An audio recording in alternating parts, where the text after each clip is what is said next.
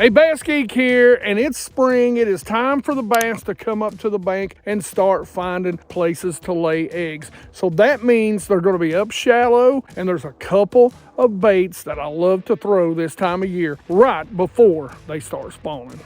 That's right, geeks. This is a bait or baits that I love to throw this time of year. Early spring, when the rains come in, it's perfect to throw it. It's perfect to throw it when it muddies up. It's perfect to throw it when those crawls start coming out. That 55-degree water temp, those crawls will really get active around that time and start showing themselves. It's perfect to throw right before the bass get up on the bed when they start scattering out down the banks, and you can cover water with it fast. Now, before I show you what it is, I want to show you, I got something for you, geeks. That's right, geeks. All of you know by now that I work with Tackle Warehouse. Now, before we get started with the giveaway, we do the BassGeek Tackle Warehouse box giveaway, or the Tackle Warehouse BassGeek box giveaway. Yeah, I think that's more right. Is more right, I think. I don't even know. I'm a hillbilly. Anyway, so what I want to show you right now is what I got. I pick up $50 in baits every single month, and these are some baits that I want to give away for March. Some pretty good baits, some baits that I love to throw. It's some pretty high-end baits too. Before I show you what I got, I do want to ask you all, and it doesn't cost you a dime extra. It's no extra at all. Make sure you scan this code, or you click on the link in the description. Make sure you bookmark it. When you scan this code, bookmark it on your phone. When you click on the link in the description, make sure you bookmark it on your computer. That way, anytime you go and buy anything from Tackle Warehouse, you're going to help out the channel. And you know, we're not one of those channels that sit in the garage or the office. We film on the water, no matter the weather, no matter the time of year. I think all of last year, I think maybe we were forced to do 3 videos. It was either in the house, or we did some outside on the back porch because it was snowing so bad. We wanted to show you how pretty it was out there and the snow coming down in the mountains. But we do everything we can to be on the water to make sure we're testing this stuff, we're playing with this stuff, so we're not just saying, hey, go try this. We're out here trying it ourselves. Now, all that being said, let me show you what you could possibly win in the Tackle Warehouse BassGeek box for March. As always, we're going to give you a Tackle Warehouse sticker, and we are going to give you a BassGeek sticker too. If you win and you want to, let me know. Now, here's the one thing about this box, guys. You got to watch to win, okay? You got to watch to claim your prize. So when this video comes out, mark your calendar. 1 week from the time this video comes out is when we will announce the winner in that video, and we always put it toward the end. That's why we do it, because we want to reward the guys that really support the channel. We don't want to just give stuff away to grow the channel. Now, here's what's actually in the box. Here's the baits. I love to fish swim baits this time of year, any size, anywhere, anyhow. And so what I'm going to do is I'm going to hook you up with some of the, I think these are the 3.5 inch swammers from X-Zone Lures. And this is electric blue chartreuse.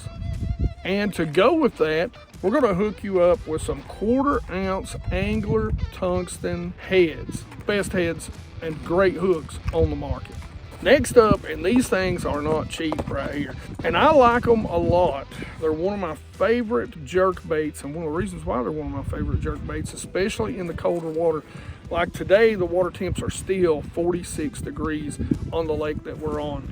But these things, you twitch them a couple times, and they still have movement, so they still have drawing power to those bass.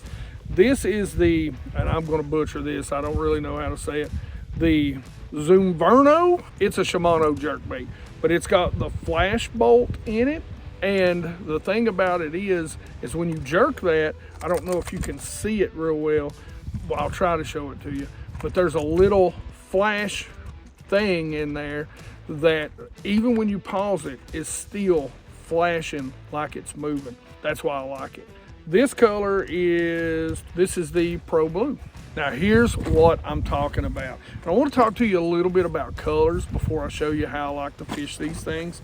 But right now, this is one of my favorite baits to throw. This is the Berkeley Fritz side. I believe this is the Mini 5 or the Junior 5, yeah. So these baits are incredible, especially like I said, the water temps here are still like 46. So we've not really got up into what I would consider crawl molting, crawl spawning water temps yet. But man, when it dirties up like it is in the back of this creek right now, this red color is phenomenal. That red color is special red crawl. Last but not least, I'm going to show you how to fish some of those mid divers, especially on these Highlands lakes or early in spring. This is the Norman Deep Little N. And this sucker runs about 9 to 12 feet depending on the line size. And this color right here is Mountain Dew. Now geeks, I'm going to use one of mine. I don't want to accidentally lose yours that I'm going to give away to you. And you know, the color's pretty close. This is a real good color around smallmouth and a little bit of stained water right here. And we got a little bit of chop today, a little bit of wind blowing. Anytime I'm going to fish a hard bait, I'm going to want a little bit of wind or a little bit of color to the water, you know, 2.5, maybe 3 feet. If it's 3 feet, I am going to really target those wind-blown banks. Something that I like to do, and a lot of times I won't even take off the split ring when I'm really trying to dial in the depth. I'm lucky enough, you know, thank God, because of you geeks, every single one of you, not just 100% Watch Squad, even though, you know, I love the 100% Watch Squad. You guys are incredible and you really do a fabulous job for this channel. We don't deserve what we get because of you all. It's only because of you all that we get to do this, and I want you to know that I appreciate that, me and Mike both. But a lot of times, you know, I'll put a little clip on even with the split ring because I'm just trying to figure out what color, what depth. You know, if I've only got a rod or two, I'm just trying to figure it out, something that I can change very, very quickly. What action the bass want, you know, we'll go between things. Now, if you'll stay to the end, there's a great video where I talk about color selection when it comes to crankbaits and what I like. It's a little bit more of a fall video, but it applies any time of year when it comes to color selection. So I'll put a link in that at the end of this video. But for now, this is what I'm doing right here is I'm gonna put this little switch clip on, and we're gonna tie the old pitsing knot on. All right, we just run it through, get out enough line, make sure we wrap it about 4 or 5 times, come through that top loop, pull it down, lightly wet it, and pull it down tight. Then we're gonna cut that tag in. All right, geeks, I am truly excited to be able to fish with this rod. It is, I've been dying to get my hands on them. So this is from Fitzgerald. This is the Brian Thrift series crankbait rods. I've got all 3 and I'm jacked up about it. Picked them up at the Knoxville show this year. Like I said, I picked up a bunch of rods from Fitzgerald. This is a 7.4 medium heavy. It'll throw anything from 1/4 to 3/4, but I'd say it'll throw smaller crankbaits than that. It's got a great action on the tip. I'm going to guess it is probably a moderate just based on the tip. I don't know, it doesn't really say on here, but I'm going to guess that. So, but this is by Fitzgerald. It is a beautifully designed rod, and let me tell you, Brian Thrift can't design a great crankbait rod. Nobody can. I'll just tell you that right now. Yes, I'm a huge Brian Thrift fan. Brian, we've met several times. Big fan, bro. Big fan. Won the Red Crest. I was there. That was awesome. This, and I've got this coupled with probably one of my favorite Lose. I still think you made a mistake. I know you got the BB1 Pro, but again, you got rid of one of your flagships, and that is the old school BB1. So that is old school, an older one, not the original one, but this is an older one. This is a 6-4-1. Now, I'm going to throw everything from square bills on this all the way down to those Normans on here that are going to go, 9 to 12 feet. Got 10-pound test, 100% fluorocarbon, Pro 100 from K9 Fishing. Geeks, again, I can't tell you, got a 10% off discount. Go do yourself a favor, pick up some of the braid, pick up some of the Pro 100, do yourself a favor and go try it. And I want to save you some money. Go check this out. These are on Amazon, and you can get them like 20 for like 20, 30 bucks. And there is a link. It's the same exact ones that everybody else uses, and they put their little name on there and charge you like 10 bucks for one of them. Go check them out. Love them. Use them all the time. Been using them for years. And I don't know, I probably got 40, 50 of the things. But go check that out. There's a link in the description for that too. Now, let's go see how this puppy casts. All right, geeks, so something I do want to tell you about using a crankbait is you need to make sure you tune them.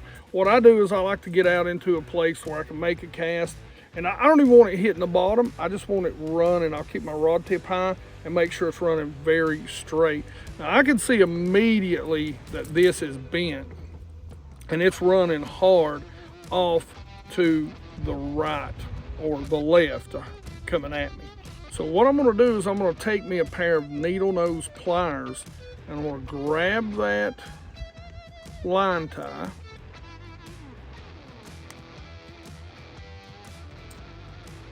okay, so bend it a little bit at a time and then make your cast back out and see how it runs. Now listen, when I throw a crankbait, I love to be on the bottom, so I'm going to get in pretty tight to the bank, or I like to run it down through some lay downs, which means I'm going to stay kind of back and run it through the limbs. I want to come across them kind of this way and not this way where you're going to get hung. So I want to make sure I'm coming straight with the way the tree is laying, the way the branches grew when it was standing. Generally, it's going to be a stop and go. So I'm going to throw it out there, make as long as a cast as I can, because that's going to get it down. I'm going to 45 a bank first. And the reason why I'm going to do that is because I'm going to cast a crankbait up shallower, especially when I'm trying to find the bass. I'm going to cast it up shallower. I'm going to bring it down deeper. Once I start getting bites on that crankbait, and I pay attention to what depth those fish are in when I'm getting those bites, then I'm going to move my boat into that depth, and I'm going to pick a crankbait that's going to run just a touch deeper than what I'm trying to fish. Now that is a big key, just a touch deeper than what you're trying to fish, because you want it beating and banging off the rocks, off the stumps, anything that's down there, so it's getting that erratic motion so that you're getting those fish to react. That's a great thing about a crankbait. It is a reactionary bite. It is also a good search tool. So when you find some bass on a certain area, or if you know there's some bass on a point, make 2 or 3 casts to that same spot, that same direction. A lot of times you can trigger one into biting 2 or 3 casts in. Setting the hook, to me, it's always going to be a side set. Don't swing for the fences. They're treble hooks, even though these are good treble hooks, and they're pretty big treble hooks. You're going to rip the fish, or rip the hooks out of the fish's mouth. Fighting a fish. Now, you guys know I don't trust the drag on a spinning reel, so I sure as hell don't trust the drag on a bait caster. So I'm going to depress this bar and let it take line while I'm holding my thumb on it, feeding it smoothly myself.